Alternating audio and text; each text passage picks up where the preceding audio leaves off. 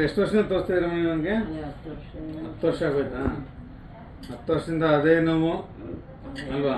2 ವರ್ಷ ಇರಲ್ಲ. ಅದೇ ಪೇಷಂಟು, ಅದೇ ಡಾಕ್ಟ್ರೆ, ಅದೇ ಕಾಯಿಲೆ, ಅದೇ ಯಜಮಾನ್ರು, ಅದೇ ಹೆಂಡ್ತಿ. ಯಾಕೆ ಹೇಳ್ತಾ ಏನಮ್ಮ ಅಂದರೆ ನಾನು ಇದು ಕಾಯಿಲೆ ಯಜಮಾನ್ರೆ ರುಮ್ಟಾಯ್ಡ್ ಆರ್ಥರೈಟಿಸ್ ಅಂತ ರಕ್ತದ ಕಾಯಿಲೆ. ಇದು ಲಾಂಗ್ ಟರ್ಮ್ ಇರುತ್ತೆ. ಬಿ ಪಿ ಶುಗರ್ ಹಂಗಿರುತ್ತೆ, ಲಾಂಗ್ ಟರ್ಮ್ ಇರುತ್ತೆ. ಕಾಯಿಲೆ ಲಾಂಗ್ ಟರ್ಮ್ ಇರೋಂಥ ಕಾಯಿಲೆ. ಸೊ ಕೆಲವ್ರಿಗೆ ಈ ಕಾಯಿಲೆ ಹೋಗುತ್ತೆ, ಕೆಲವ್ರಿಗೆ ಹೋಗಲ್ಲ. 100ರಲ್ಲಿ ಒಂದು 30% ಜನಕ್ಕೆ ಈ ಕಾಯಿಲೆ ಹೊಟ್ಟೋಗುತ್ತೆ. ಬಟ್ ಕೆಲವ್ರಿಗೆ 60-70% ಹೋಗಲ್ಲ ಕಣಮ್ಮ. ಸೊ ಹಂಗಾಗಿ ಈ ಕಾಯಿಲೆಗೆ ಸ್ವಲ್ಪ ರೆಗ್ಯುಲರ್ ಲಾಂಗ್ ಟರ್ಮ್ ತೊಗೋಬೇಕು ಮಾತಾಡಿ. ಈ ಕಾಯಿಲೆ ಇರೋದು ಹೆಂಗೆ ಇವ್ರಿಗೆ ಅಂತಲ್ಲ, ಈಗ ಭಾಳ ಜನಕ್ಕೆ ಈ ಥರ ಕಾಯಿಲೆ ಇದೆ.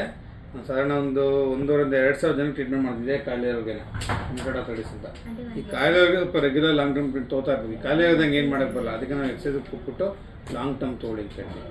ಸೊ ಕೆಲವು ಕಾಯಿಲೆಗೆ ಇರೋದೇ ಆ ಗುಣ ರೀತಿಯ ಲಕ್ಷಣ ಇರೋದೇ ಅದೇ ರೀತಿ. ಹಾಗಾಗಿ ನಾವು ಸ್ವಲ್ಪ ತಾಳ್ಮೆಯಿಂದ ರೆಗ್ಯುಲರ್ ಮಾತ್ರೆ ತೊಗೋಬೇಕಾಗತ್ತೆ.